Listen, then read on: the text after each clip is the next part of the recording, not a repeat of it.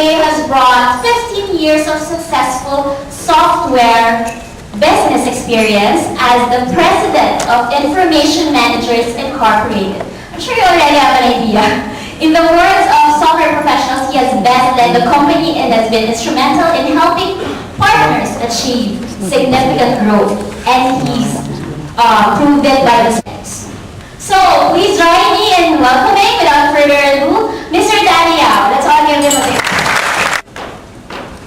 Thank you, Karen. Good morning, everybody. Good morning. Good morning. Thank you.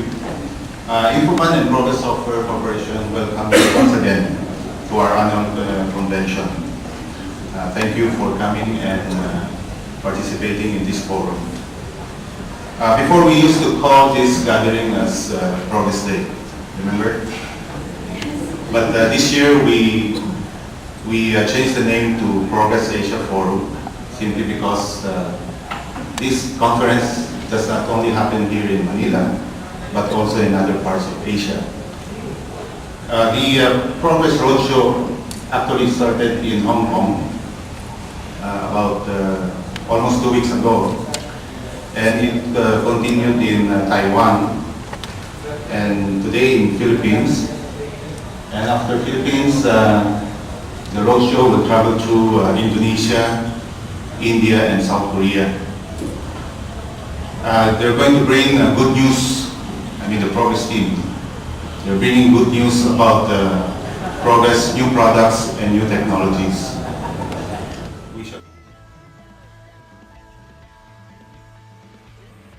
Your applications infrastructure. Right.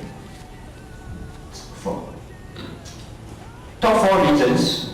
This is also part of this came out from the same survey conducted by Springboard, and the top 4 reasons, again, really it's not much difference from the challenges that we're facing in the last many years but I think moving forward, given that for all businesses, right, there are more competition, the business users are becoming more demanding, product life cycles are shortened, for example, in the banking industry, in order to stay ahead of the competition, the banks always come up with very innovative credit cards programs to get new customers. So these actually increases the life cycle or shorten the life cycle of products, be it a credit card product, be it a car or anything else, and that actually imposes more pressure on IT to keep up with all these changes, not mentioning the mergers and acquisitions that we see more in the world around today. So, is SOA the wonderful pill to solve all our solutions? No. I think in anything there's always a nice side, but there's also an ugly side. We need to be realistic in the things that we do. And what I would like to say is that from our experience, from what we've heard, from what we've done, we just like to point out a few things with regards to the real challenges in going with the SOA direction. The number one is let me try to get this. Heterogeneity. Right, this is a new word. SOA will incorporate many platforms, applications, and data models. So what is trying to say that SOA is something. It's not to replace what you have. SOA is a concept, a blueprint, or there are products out there that helps you to enable your existing applications, existing platforms, infrastructures to be web services SOA enabled. So therefore, there will still be different applications for all the IT folks to maintain and run. Right, but the difference is that with a SOA layer wrap around all these things, it makes your life easier. But bearing in mind, it doesn't mean that you are going to change or throw all your existing investments away. Well, the other time, so does anybody of you like Once Upon a Time story?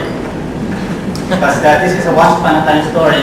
And first of all, I would like to thank Infoman for inviting the province of Negros Occidental to share our Progress Software success story. Okay, so to start my story, once upon a time, in 1994, the province of Negros Occidental decided to automate some tasks and transactions. And we also decided to use and acquire the Progress software in 1994. And it was only in 1995 that EDP, by the way, do you know what EDP means? Well, some of the newer generation probably does not know what EDP means because it's been rarely used as of today. It means electronic data processing. It's equivalent to your MIS or IT office of today. So a little bit of trivia there. And EDP programmers and analysts were trained on application development and data administration of Progress. So finally, equipped with the knowledge and skills to develop application systems, EDP started designing and developing tailor-made application systems for the province. These are the following. Okay, so we have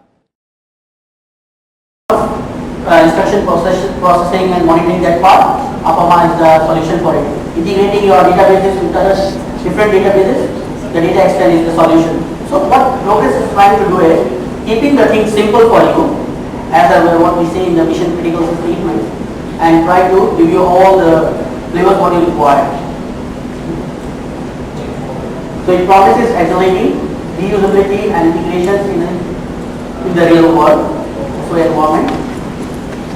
And if you see, it's only the Progress which is an independent provider of all these applications, because most of the times, like if you see IBM, you can go for IBM and use and implement your SOA, but to manage it, you need to either buy an Actioner or another competitor of Actioner. They don't have the tool for it to manage your service-oriented architecture. Before I go into this part where I will be just concentrating on OpenEdge, what is new in OpenEdge, that is 10.1c. How many are on OpenEdge? How many people are using OpenEdge? Which version? 10.0, 10.1, 10.1. 1B or so? B or A? Which one? B. Okay, the new one, and I think everybody is knowing like how Progress has started moving from version 7 to 8 to 9 and then 10 what we had. So 10 was a very big release, and that's why what we try to do is we try to release it into bits and pieces rather than making a big bang. Because with OpenEdge, what we are trying to target is more on service-oriented architecture, how we can expose your Progress-based application or another application to integrate. So it was a very big release, and that's why we are coming into different phases.